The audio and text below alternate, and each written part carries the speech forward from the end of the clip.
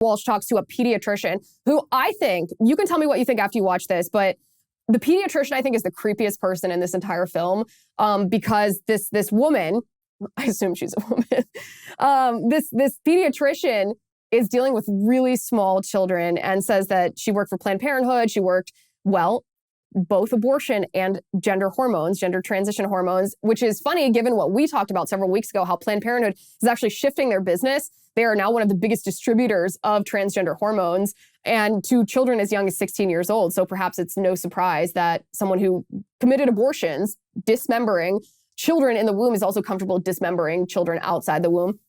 But Walsh asked this pediatrician, at what age can a child transition to another gender? And she said that babies and infants can have an idea of their own gender identity. So an absolute evil creep. Like this is the part where I actually got the chills. I thought, oh, this is possession. This is evil incarnate to look at an innocent little baby. I mean, like I said, maybe it's no surprise because this is also a woman who kills these same babies just a month or two before in the womb.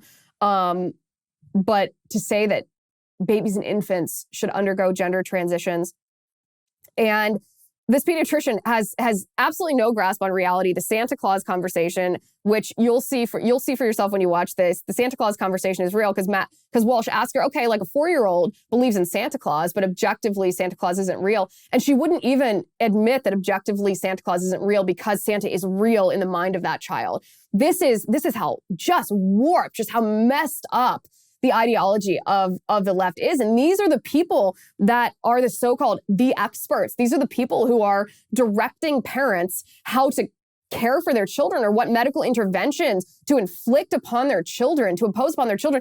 And these are the same people who are the driving force behind laws that actually compel parents to behave in this manner towards their children or be accused of neglect or abuse.